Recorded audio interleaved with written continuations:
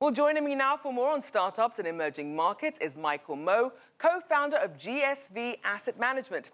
He's also the author of the forthcoming Global Silicon Valley Handbook, the official entrepreneur's guide to the hottest startup scenes from around the globe. Welcome to the show, Michael.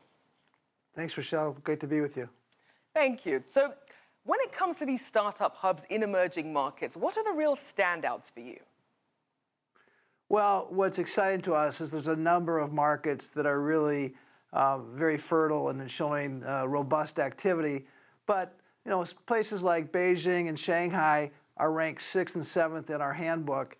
They had $30 billion of venture funding last year, and comparatively, that's about the same amount that's been Silicon Valley. So you're seeing these markets become very significant very fast. So places like Mumbai and Delhi and Bangalore, obviously in India, places like Jakarta in Indonesia, Sao Paulo.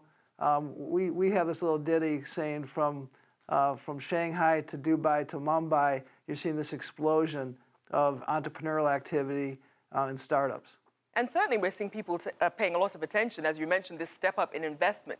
So let's also look at some of the challenges. What are some of the unique challenges perhaps faced by emerging markets versus those developed markets?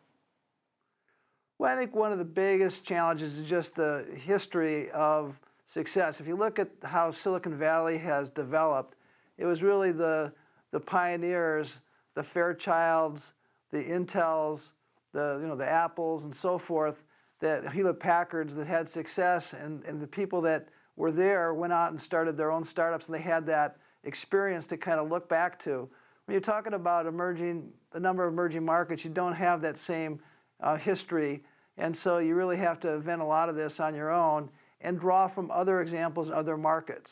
And so, one of the things that we see with the global Silicon Valley is this connectivity of entrepreneurship that isn't so isolated to a specific market, but really drafts off a success in what's going on around the world. Now, sometimes in emerging markets, we see that it's really about meeting a direct need and not necessarily creating the next shiny new gadget. So when you look at the challenges that they're facing in emerging markets, how do you see that perhaps helping or even hurting the likelihood of their success and their global expansion? Well, first of all, I think from a funding standpoint, investors want to see an opportunity to be a global business. And one of the big changes, I think, just from entrepreneurs' standpoint, is it used to be you started a company really with a local focus, and if it was successful, maybe you went regional, then national, then ultimately very few would go international. Today, many entrepreneurs are starting with the mindset of global, and that's really where they're going after. That said, you do have specific needs in different markets. So when you look at places like Africa, which basically skipped the whole PC world to go right to the smartphone and mobile, and then which led to mobile payments and huge opportunity there. You're seeing companies like Andela in Africa that have started basically the arbitrage between very smart people but a lot that haven't developed the skills, and being able to take that, train them, and provide that to global businesses. Healthcare, the digital doctor, education, being able to have access to the best knowledge in the world, wherever you happen to be. Those are all interesting opportunities that we see emerging. And frankly, from an opportunity standpoint, the classic investment opportunities where there's a problem, the bigger the problem, the greater the opportunity. And so a number of these markets, you see very big issues, but entrepreneurs that solve those problems and kind of crack that code, there's tremendous opportunity for them. Now, Michael, let's also look at some examples of some initiatives, especially government initiatives, in order to really help some of these startups thrive. Where and how is it working the best? Well, there's a number of places where it's working tremendously. And again, I think government recognizes that innovation and helping support entrepreneurship is vital for their economies. So whether you're talking about Startup India, it hasn't been perfect, but the entrepreneurial activity in India is breathtaking. China is supported with over $300 billion for startups. You got Spring in Singapore. You got Startup Chile in Helsinki in Finland, which is just amazing. You got this little country, pretty isolated.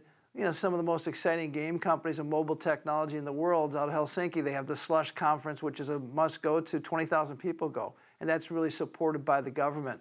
So you're seeing a number of successful programs in Indonesia. They have the goal of having 1,000 startups by 2020. So I think the governments are playing a vital role of really providing support and some catalyst to really jumpstart this innovation and entrepreneurial activity. Now, naturally, when people think of startups, they automatically think of Silicon Valley. So as we look at their biggest rivals, perhaps in emerging markets, what lessons could they learn from each other? Well, and I think, again, I think what you've seen is a natural progression. And I'm based in the middle of Silicon Valley, our firm is. But we do believe this global Silicon Valley is a very important mega trend. And yes, you can learn, and you've seen initially what you saw go around the world is effectively these copycats. You had a successful business that happened from Silicon Valley, and then it was rapidly copied in China and India and South America and so forth. Increasingly, innovations happening and being copied and brought back to Silicon Valley. And so you look at mobile technology, for example. Some of the most innovative things going on in the world are in China, because obviously the Chinese mobile usage is greater than any place in the world.